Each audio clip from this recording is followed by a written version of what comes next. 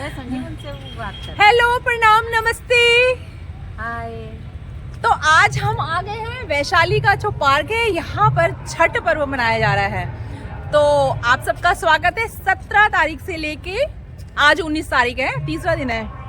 तो आज तीसरे दिन हम यहाँ आए। आज होगा यहाँ पर सूर्य को अर्घ्य दिया जाएगा।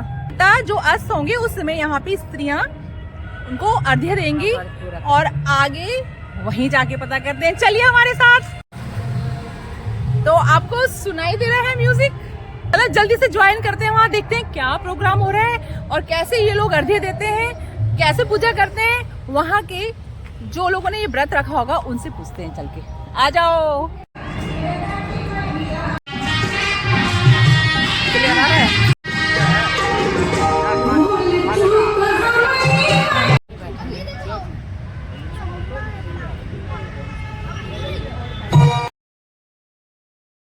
वैशाली सेक्टर 4 का पार्क बहुत ही सुंदर तरीके से यहाँ के निगम पार्षद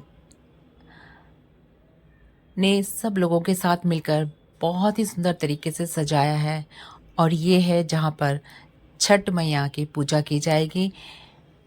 ये जलाशय जो बना है, इसमें सुगंधित फूल, गुलाब की पंखुड़ियाँ और गेंदे की फूलों की पंखुड़ियाँ जो हैं वो बिखेरी गई हैं। और साथ ही कालीन बिछाए गए हैं, कुर्सियाँ रखी गई हैं। बहुत ही अच्छे से इंतज़ाम हुआ है। बहुत साफ़ सुथरा जो ये तालाब या छठ मैया का जो जलाशय बना है वो है। और सभी व्रती महिलाएं और पुरुष यहाँ पर आए हैं। गेंदे के फूलों से सजावट की गई है। एक अलग ही माहौल। महिलाएं पूरे साज श्रृंगार के साथ पूजा का सामान लेकर और दिया, सिंदूर, फल, सूप। आज है 19 तारीख की संध्या का समय, तो ये सूर्य अस्त को अर्घ्य देंगी। तो सब जो है पूजा की तैयारी में लगे हैं। इसके बाद ये जो छठ मैया बनी है, जो नदी, तालाब, जलाशय कृत्रिम रूप से बने हैं, उसमें खड़े होंगे और पूजा अर्चना आराधना करेंगे। तो सभी महिलाएं पूरी भक्ति के साथ पूजा के सामान में धूप, दीप, फल, फूल, सूप, ये सभी सामान होता है और इसको ये बहुत अच्छे से सजाते हैं। कोई ये सारा सामान सूप में रख के लाया है, कोई टोकरी में रख के लाते हैं। और बहुत ही अलग माहौल है। बहुत भक्तिमय, श्रद्धा से भरपूर आस्था का पर्व है ये।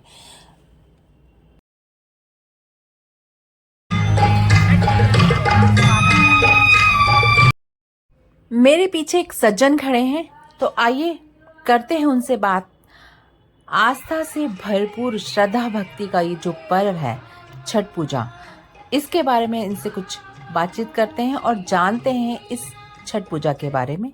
क्योंकि हम हैं उत्तराखंडी और मुझे ज़्यादा पता नहीं है, तो उत्सुकता है मन में जानने की। तो मैं आज चली आई हूँ इस पार्क में। और पहला दिन नहाए खाए से शुरू होता है, जहाँ पे व्रती नहा खा करके और अपने अलग से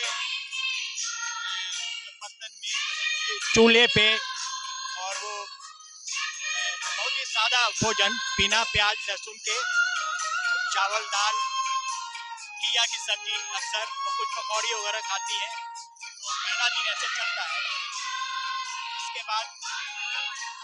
इसके बाद दूसरा दिन खरना या लोहंडा भी बोला जाता है। उसमें वो पूरे दिन जो है बिना पानी की रहती है। जी हाँ, खरना। खरना का मतलब जो मुझे पता चला यहाँ के लोगों से, क्योंकि म्यूजिक बहुत तेज चल रहा था, आवाज क्लियर नहीं आ रही थी, तो खरना का मतलब जो इन्होंने बताया वो होता है शुद्धता, अपने तन और मन की शुद्धता, सारे विकारों को दूर करते हुए खरना मनाया जाता है। और 36 घंटे की व्रती रहकर लोग ये पर्व मनाते हैं। अब देखिए पानी में खड़ी पीली साड़ी में ये महिला, इन्हें बुखार है मैंने और मना किया इनकी था कि तबीयत ठीक नहीं बहुत है। कुछ नहाना जब तो नहाएगी, सुबह भी नहाएगी। इसमें एक एक इसके लोकगीत है ना, तो कहते हैं एक है 5 तो सुरुज दिले कि भगवान भास्कर ने हमको 5 बेटे दिए, 5 बहू आई, एक बेटी जरूर देना।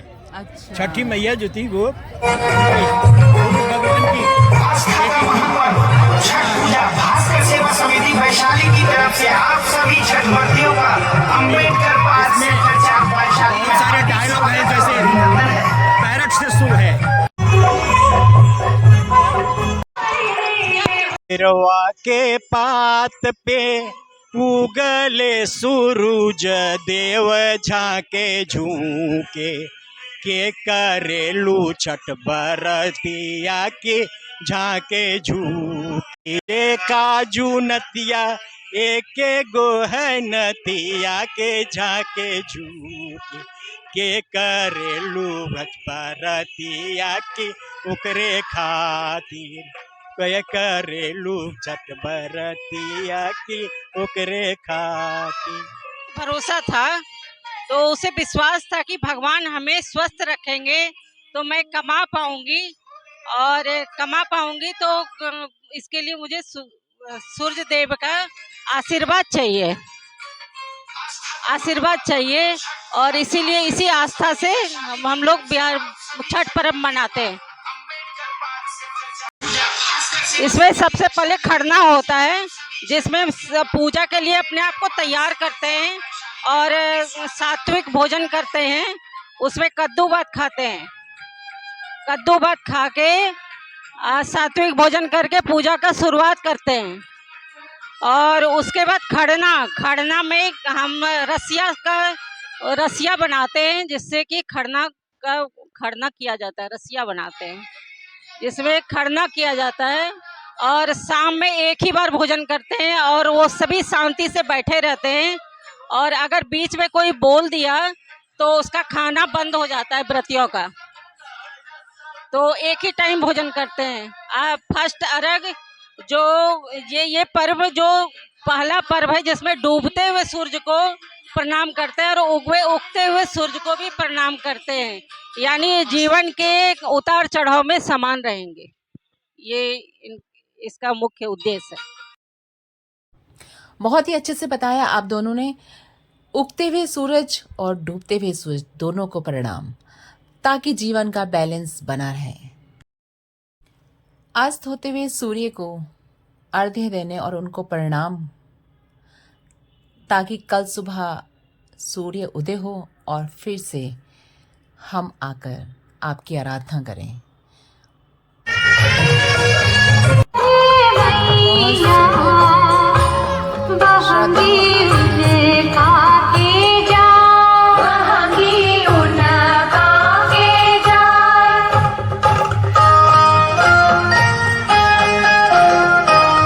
हेलो हेलो, जय छठी मैया। दृढ़ता के साथ एकजुट होकर प्रार्थना करती हुई महिलाएं, शायद यही कामना कि हमारी जिंदगियों में दृढ़ता आए। भाषा में जिसको पटो कहते हैं वो भी लोग हैं। हमारी ब्याही हुई बेटियां भी हैं, तो अपने अपना अर्घ जो है सो निर्धारित समय से पहले शांतिपूर्वक संपन्न कर लें। और एक विशेष सूचना है कि व्रत वालों के साथ जो भी सज्जन आए हुए हैं, अपने श्रद्धानुसार इस काल में पुस्तक लेकर कॉपी लेकर बैठे हुए हैं सज्जन, उनके पास आकर और अपनी यानी क्या कहते हैं श्रद्धानुसार दान। सभी महिलाओं ने सूर्य अस्त होते हुए सूरज को अर्घ्य दिया है, आराधना की है। और अब हम चलते हैं घर की ओर और कल सुबह फिर आएंगे और सूर्य उदय का जो भी ये नज़ारा होगा उसको शूट करेंगे और आपको दिखाएंगे। जय छठ मैया की जय हो। आप देने जा रहे हो अर्घ्य? तो आज तीसरा दिन है।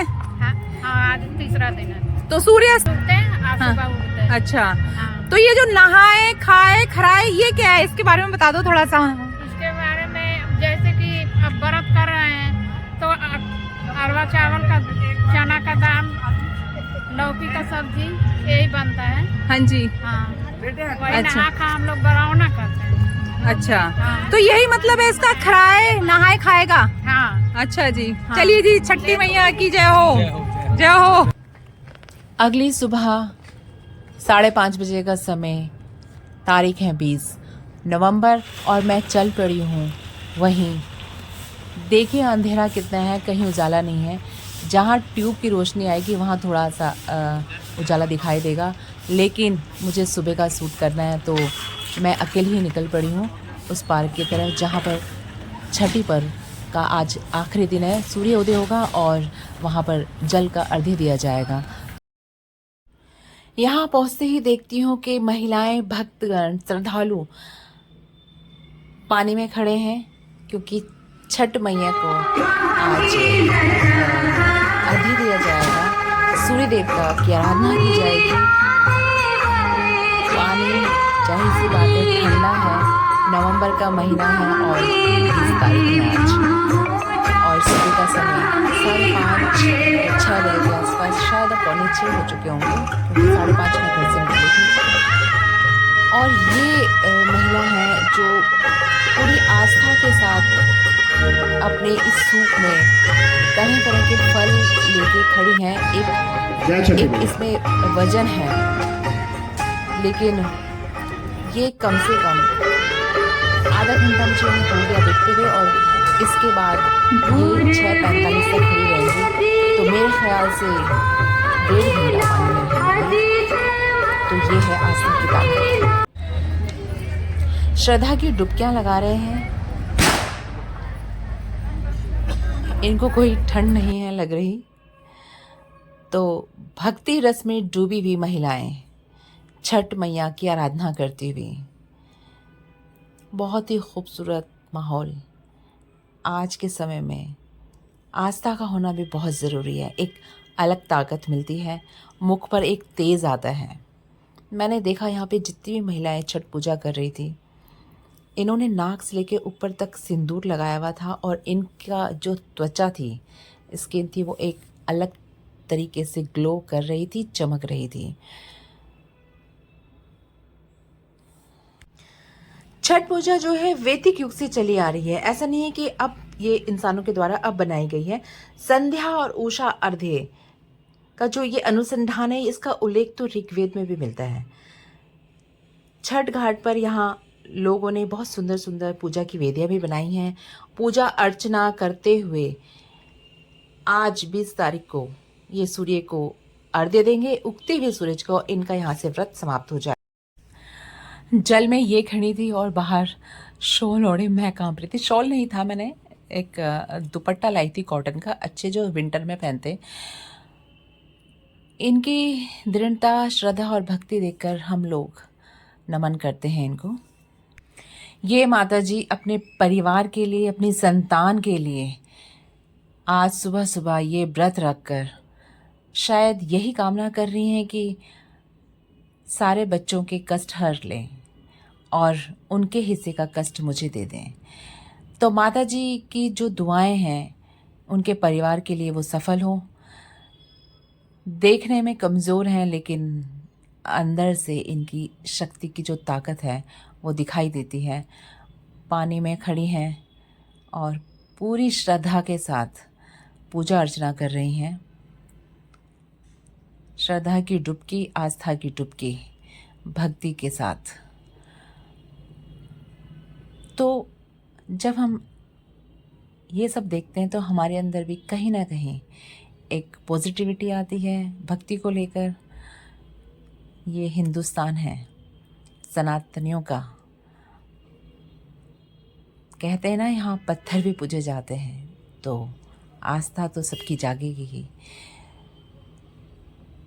तो मैं भी प्रणाम और दिल से श्रद्धा से नमन करती हूँ छठी मैया को कि सबके कष्टों को दूर करें, सबको दुख सहने की शक्ति दे। और ये देखिए, ये बिल्कुल एक नवजात शिशु को लेकर आई हैं। शायद छठी मैया की कृपा से ये संतान प्राप्ति इनको हुई है। तो आज ये सुबह सुबह उन्हें लेकर छठी मैया को प्रणाम करने, उनको अर्घ्य देने बच्चे को लेकर आई हैं। बिल्कुल छोटा सा नवजात शिशु है और बहुत अच्छे से इन्होंने ठंड से बचाने के लिए इसे कवर किया हुआ है। तो ये है छठी मैया का जो महिमा है, जो आज पूरे भारत में, शायद भारत के बाहर विश्व में भी छठी मैया की कृपा आप सब पर बनी रहे। इसी के साथ मैं लेती हूँ आपसे विदा। आपको वीडियो कैसी लगी लाइक कमेंट के ज़रिए बताएं। जिन्होंने सब्सक्राइब